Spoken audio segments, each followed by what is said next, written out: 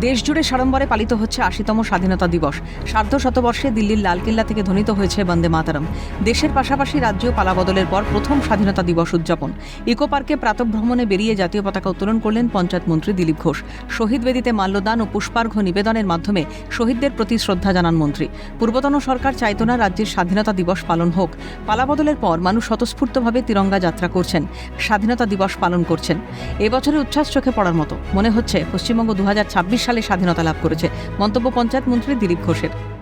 স্বাধীনতা উৎসব প্রথমবার উৎসাহের সঙ্গে হচ্ছে।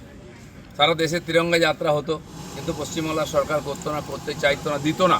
আমরা করতাম, কিন্তু যেমন সরকার পরিবর্তনের পরে সবাই বলছিল যে দ্বিতীয় স্বাধীনতা উৎসব হলো, দ্বিতীয়বার স্বাধীনতা পেলাম। সত্যি যখন স্বাধীনতা দিবস সামনে আসছে তখন মানুষের উৎসাহ দেখে বোঝা যাচ্ছে সত্যি সত্যি আমরা দ্বিতীয় স্বাধীনতা বলুন বা পশ্চিমবাংলার প্রথম স্বাধীনতা দিবস আজ এই প্রথমবার ২৬ সালে হচ্ছে।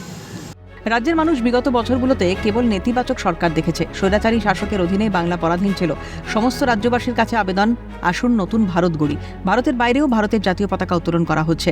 অন্যান্য দেশের নাগরিকরাও স্বাধীনতা দিবসে ভারতের সম্মানে স্বাধীনতা দিবস পালন করছে বলে দাবি মন্ত্রীর। ক্যামেরা দেবাঞ্জন মণ্ডলের সঙ্গে সুব্রত বন্দ্যোপাধ্যায়ের রিপোর্ট, ক্যালকাটা নিউজ।